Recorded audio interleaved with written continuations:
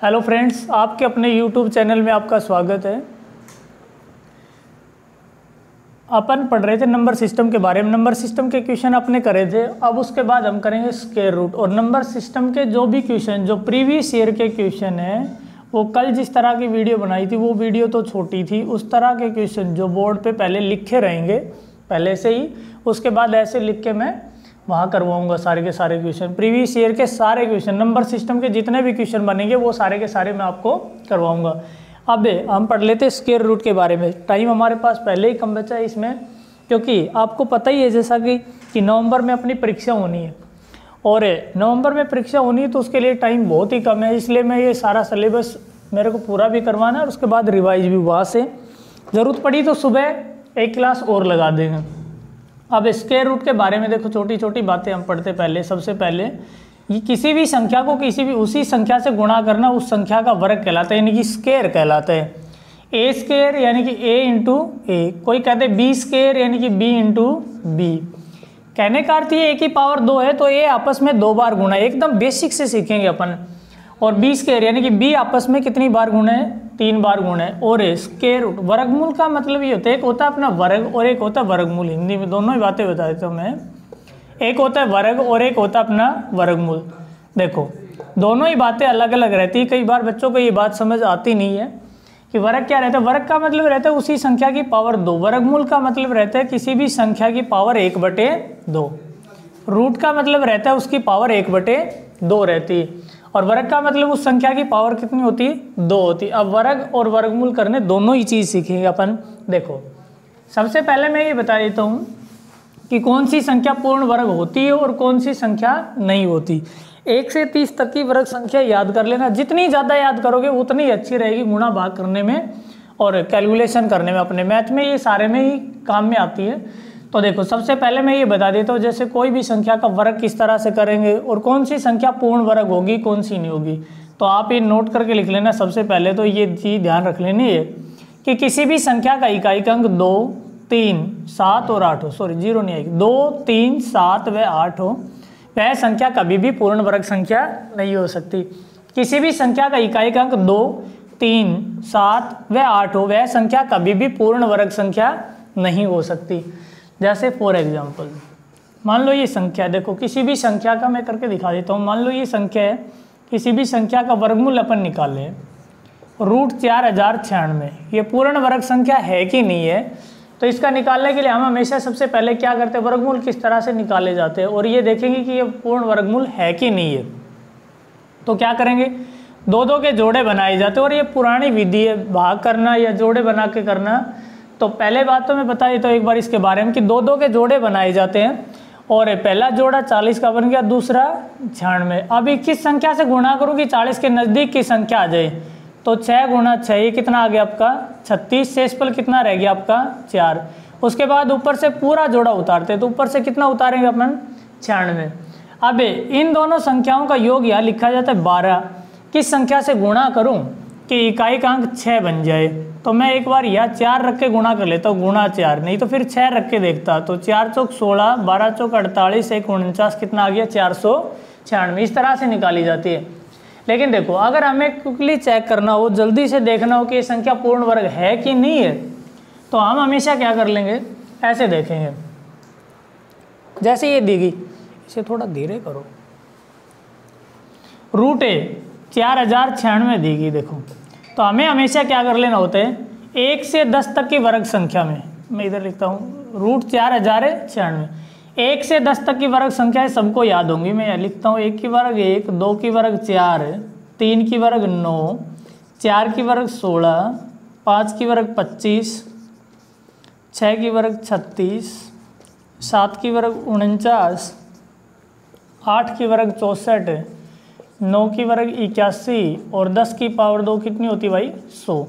अब ये तो सबको याद होती है, तो प्रत्येक बच्चे को याद रहती है। इतनी छोटी संख्याएं हैं 1 से 10 तक की वर्ग संख्या। अब हमें इसे पता करना है कि किसकी पूर्ण वर्ग संख्या और जल्दी निकालना है। तो इसके लिए क्या किया जाता है, इसके लिए ये देखा जाता है कि इस संख्या का इकाई का अंक कितना है। इकाई का अंक अपना 6। अब ये देखना है 1 से 10 तक की वर्ग संख्या में 6 किस में आए। तो 4 की वर्ग कितनी होती 16 और 6 की वर्ग कितनी होती है 6, तो इकाई का अंक 6 4 की वर्ग में और 6 की वर्ग में आए तो यह दोनों ही अंक लिखेंगे अपने 4 और 6।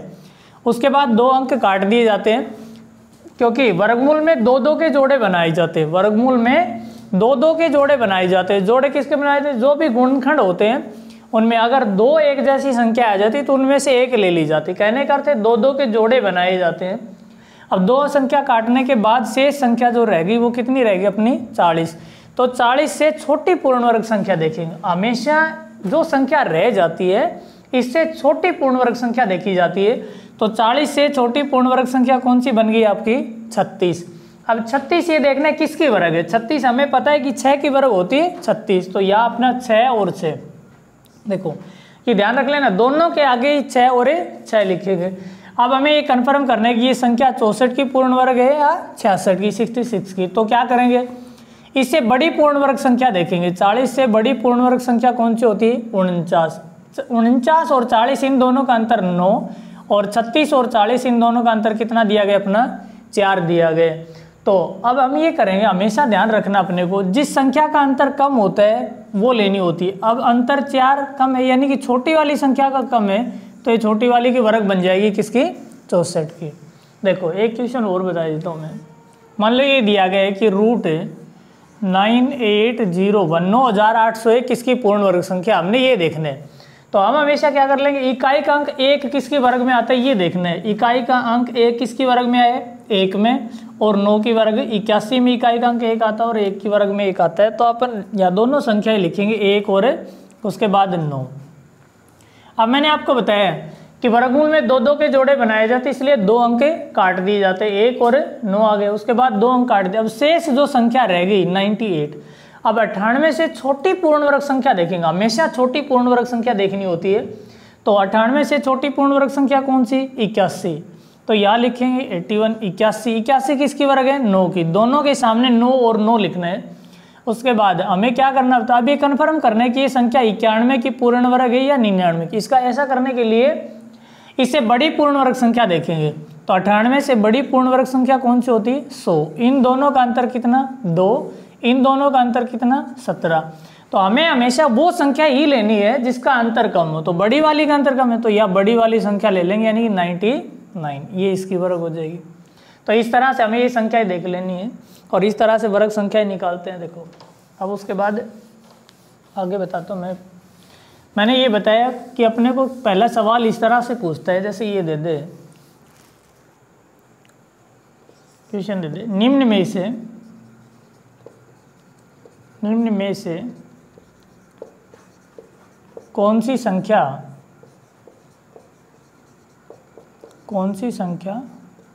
पूर्ण वर्ग संख्या है।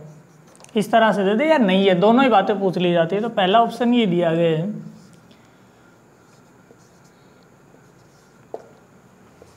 दूसरा दिया गया है, थर्ड दिया गया ये, और चौथा दिया गया 9801। इस तरह की संख्याएं दी गई। मान लो ये बदल के कर देता हूँ मैं 3972।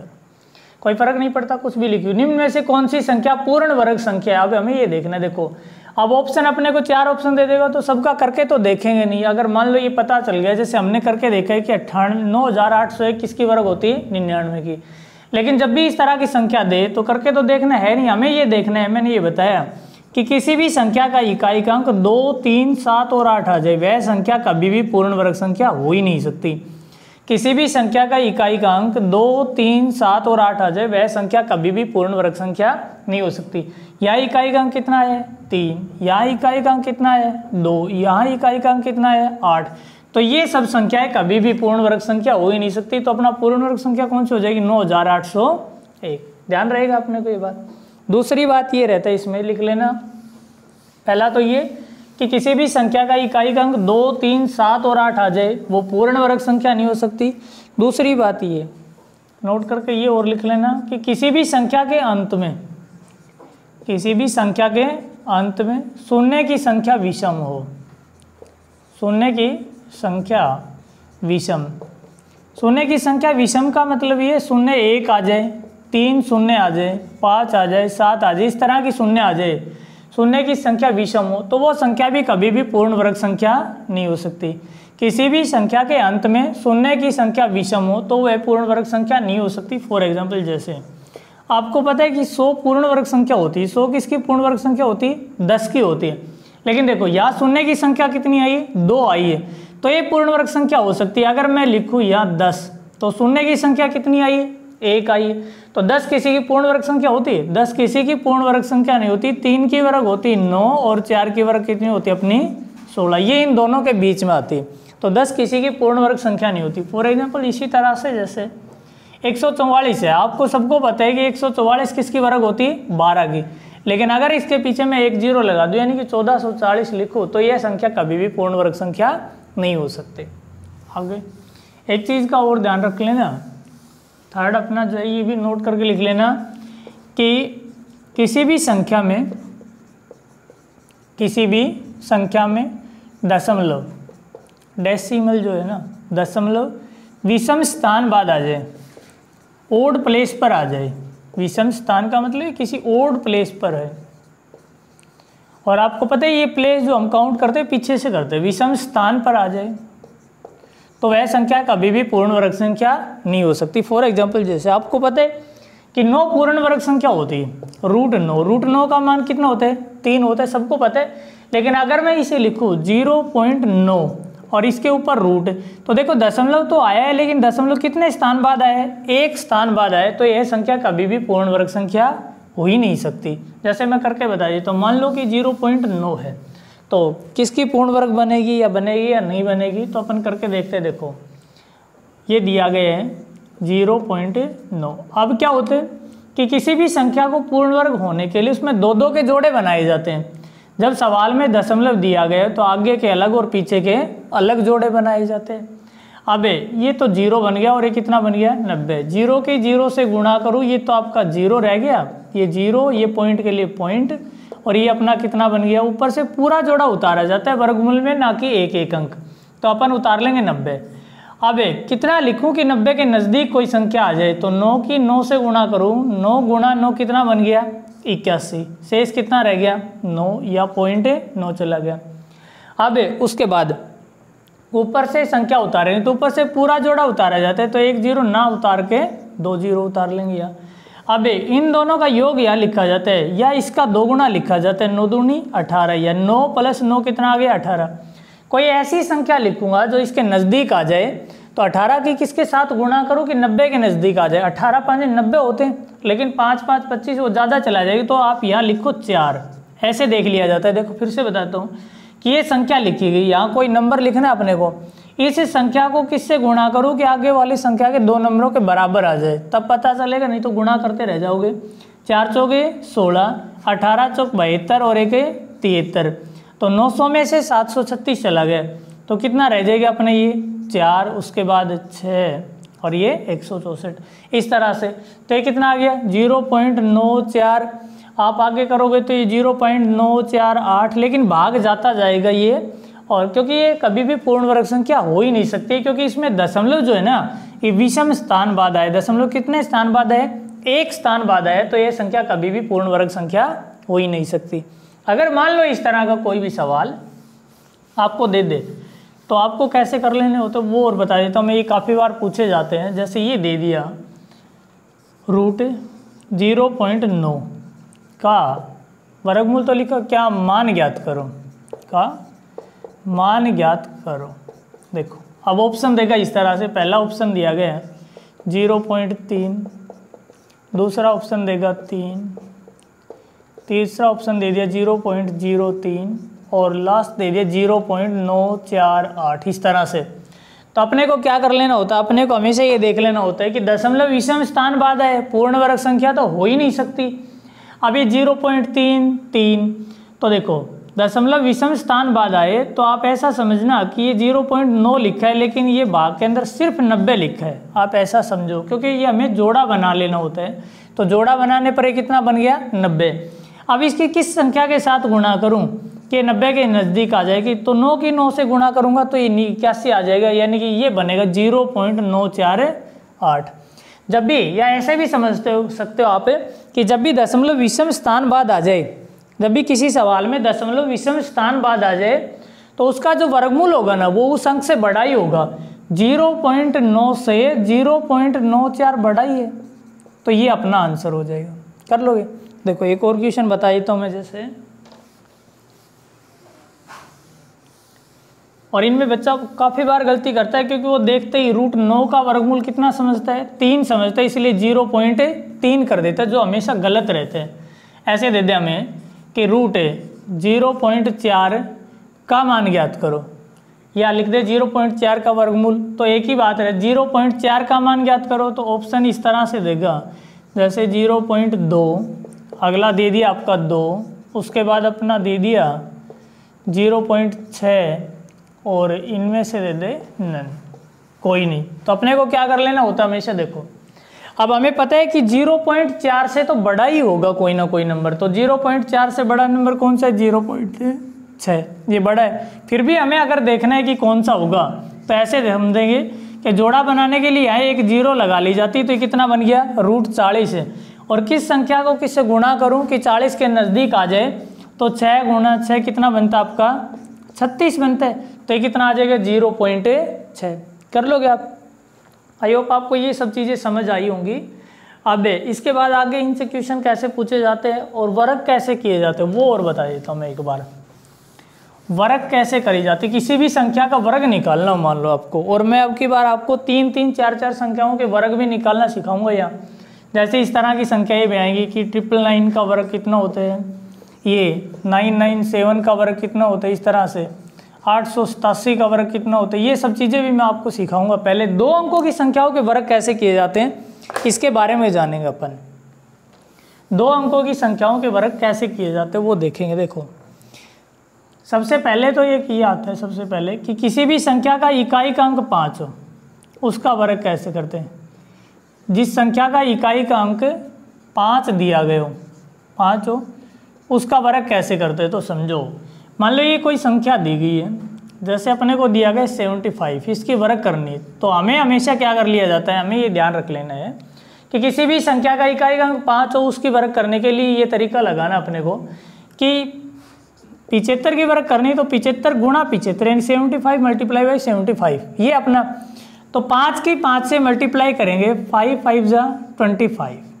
अब उसके बाद जो नंबर रह गया, यानी कि जो दूसरी संख्या रह गई, यानी कि दहाई के स्थान पर जो संख्या रहेगी उसे एक आगे बढ़ा के लिखते हैं हमेशा। 7 रह गया तो इसे एक आगे बढ़ा के लिखेंगे, 7 गुणा 8, ये कितना आ गया आपका 56, यानी कि 5625, ये आपका आंसर आ जाएगा। एक और बता देता हूँ, जैसे मैं जितनी भी संख्या है जिनका इकाई का अंक 5 होता है उनमें सब में लगेगा ये। जैसे ये दिया गया आपको 85, इसकी वर्ग करनी है, हमें पता है 5 की 5 से करते, 5 गुणा 5 कितना आ गया 25। अब शेष संख्या रहेगी, दाई के अंक पे कितना लिखा गया 8, 8 को एक आगे लिखेंगे, 8 से आगे कौन सी संख्या आती है 9, 8 गुणा 9 कितना बन गया आपका 72 25। अब मान लो इस तरह की एक और संख्या ले लेता हूँ मैं, ये दिया गया आपको 115 की वर्ग करना अपने, तो मैंने ये बताया 5 का वर्ग करेंगे, 5 का वर्ग तो कितना बन गया आपका 25। अब शेष संख्या कितनी रहेगी 11, 11 को एक आगे बढ़ा के लिखेंगे, 11 गुणा 12 ये कितना बन जाता है आपका 132 25। इस तरह से कर लोगे सबके सब। मान लो ये एक और संख्या लिखी 105 का वर्ग करना है, तो 5 की वर्ग कितनी 25, 10 को एक आगे बढ़ा के लिखेंगे, 11 गुणा 10 कितना आ गया 110 25। हमें 125 की वर्ग करनी, तो 5 की वर्ग कितनी बन गई आपकी 25, 12 को एक आगे बढ़ा के लिखेंगे, 12 गुणा 13 अपना ये बनता है भाई 156, तो 15625। तो किसी भी संख्या का इकाई का अंक 5 दिया गया, उनकी वर्ग निकालनी आपको समझ आ गई सबको। अब और बता देता हूँ मैं, जैसे कोई भी संख्या जो 100 के नज़दीक दी गई हो उनका इकाई का अंक कैसे निकालते हैं, और फिर लास्ट में बाकी संख्याओं के निकालेंगे। अपन 3-3 अंकों की संख्याओं के वर्ग भी निकालने सीखेंगे यहाँ। तो 100 के आसपास की जो संख्या होती है, 100 के नज़दीक या आसपास कह सकते हो कि संख्याओं के वर्ग किस तरह से करे जाते हैं वो और समझेंगे। मान लो अपने को वर्ग करना है 98 का, 98 का वर्ग करना है, देखो तो हमें हमेशा क्या कर लेना होता है, जो भी संख्या 100 के नज़दीक हो, आप ये कितनी भी दूर तक ले सकते हो, चाहे कितनी भी कम ले लो चाहे ज़्यादा ले लो, कोई फ़र्क नहीं पड़ता है, लेकिन वर्ग संख्या उतनी ही याद होनी चाहिए। अब ये 100 से कितनी कम है, 2 कम है, तो 2 की वर्ग करेंगे। 2 की वर्ग कितनी होती है अपनी, 2 की वर्ग होती है हमारी 4। लेकिन देखो जब भी इसके नज़दीक की संख्या में देखो तो अंतिम 2 अंक लिखने होते हैं, हमेशा अंतिम 2 अंक लिखने होते हैं। तो 4 ना लिखे इसे 0 4 लिखेंगे, तो ये कितना बन गया अपना 0 4। अभी 2 कम है तो इसमें से 2 घटा 2, तो 98 माइनस 2, ये कितना बच गया 96। तो ये अपना कितना बन जाएगा 96 0 4। मान लो एक संख्या और ले लेता हूँ मैं, जैसे ये दी गई है 92 की वर्ग।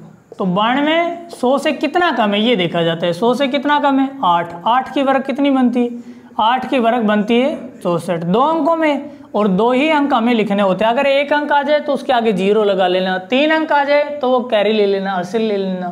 तो ये 64 आ गया। अभी कितना कम है 8, तो इसमें से 8 घटा लो। 92 माइनस 8 कितना बच गया आपका 84। कितना आ जाएगा, ये आपका आंसर आ जाएगा। कर लोगे इस तरह से, कितनी भी संख्या का कर सकते हो। ये मत सोचना कि 3 अंकों में आ जाएगी तो नहीं होगी। मान लो आपको 87 की वर्ग करनी है। अब ये देखो 87 की वर्ग करनी, 87 100 से कितनी कम है 13 कम है। तो 13 की वर्ग कितनी होती है, 13 की वर्ग आपकी बनती है 169, सही है। लेकिन हमें हमेशा अंतिम 2 अंक लिखने हैं, तो 2 अंक लिखूं तो 2 अंक कितने लिखूं 69, एक कैरी रहेगी उसके बाद। तो 13 इसमें से घटा देने हैं, तो 13 घटाने के बाद ये कितना रह गया अपना 74। अब ये एक हासिल थी, ये इसमें जोड़ लें 74 और ये कितना बन गया 75। 7569 ये आपका आंसर हो जाएगा, सही है। आज के लिए इतना ही बहुत रहेगा। बाकी 3 अंकों की संख्या और बाकी जितनी भी संख्या है सारी की सारी, उनके बारे में अपन कल पढ़ेंगे। दूसरी बात ये, जो सोचते हैं ये वीडियो एक तो पूरी देखा करो, जो सोचता है कि भाई ऐसे ही छोटी छोटी देखने से सिलेक्शन हो जाएगा, ऐसा कुछ होना नहीं है। दूसरी बात ये मैं बताता हूँ, नवंबर में आपकी परीक्षा है। मैं कहता हूँ हम यहाँ जितना भी पढ़ाएंगे उसे 100% तो कुछ होता नहीं, लेकिन ये बता देता हूँ मैं आपका कि 98% यहाँ से क्वेश्चन आएंगे। ये आप बाद में देख लेना और वीडियो पूरी देखा करो। सुबह जीके की क्लास चलती है, जल्दी मैं आपके लिए और क्लासें भी इस पर सारी की सारी क्लासें लगवाऊँगा, तो ज़रूर आओ और सब्सक्राइब करो, ज़्यादा से ज़्यादा सब्सक्राइब किया करो ना। Thank you.